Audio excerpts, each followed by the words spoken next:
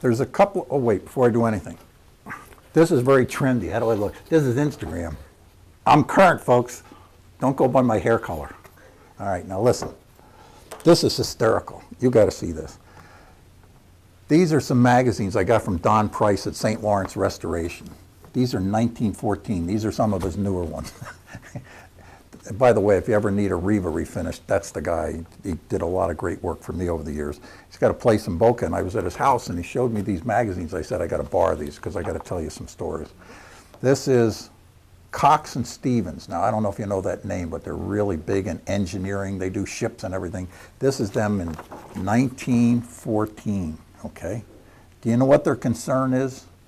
The competition. Listen to this. If you wish to build, buy, or charter a yacht of any description, you should realize first how important it is to deal with a reliable naval architect or yacht broker. See, they still had the problem even back then, those awful competitors. Second, how impossible it is by advertising to mention more than a few among the hundreds of desirable boats out there. Wouldn't you think they'd be surprised to find out there's $15 billion worth of boats on the market right now? Third, how much trouble you would save yourself by communicating with only one reliable firm. Oh, don't you wish? Geez, I always ask people, are you seeing another broker on the side?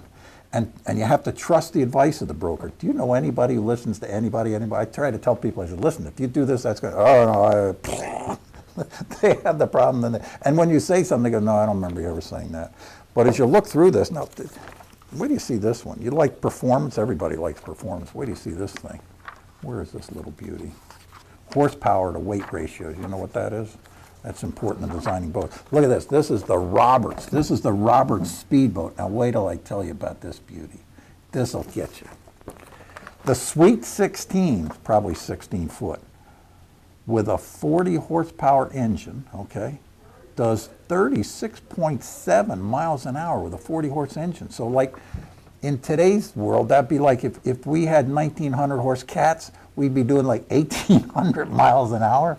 Hello? I go, holy cow. And then, remember I told you earlier about the deep V where it was invented and that was hand complained about the competitors? Look at this. Here's a knockoff. Here you go. A knockoff competitor for the deep V. The Doyle V bottom.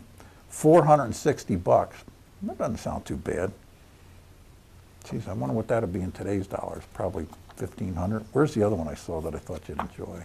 This is cool. Cox and Stevens. Where's this beauty here? Oh, do you like to read? Look at this. You got to get this book. This is going to be a bestseller. It's Winston Churchill's new book. Now this is 1914. This is before World War I. And this is it's based upon a biblical quotation concerning the prodigal son. You see, God, they used him back then too, who took his journey into a far country, maybe that's America, and there he wasted his substance in riotous living. I mean, geez, even back then, those people knew how to have a good time. So you're not inventing anything. I got one more I just wanted to show you. Oh my God, you wouldn't believe these engines everywhere. Where was my last one? Cox and Stevens. By the way, if you don't know it, Cox and Stevens just bought out Donald Blount, which Donald Blount has probably been the guru of performance yachts and sport fish for the last 30 years, and he's really been a dean in that part of the industry, and Cox and Stevens, that's pretty impressive. They've been around 100 years. I mean, Hargrave, we're just basically starting out. We've only been here 60 years, 60-some years. Well, I can't find the other one. But the other one was a steel boat for $99. Now, $99, that's value. I'm a value guy. And it's unsinkable. Don't you think that's pretty cool? How do you make a steel boat unsinkable? Well, we'll save that for another story about where technology really came from. So that's the history. That's the story. I'm Mike Joyce.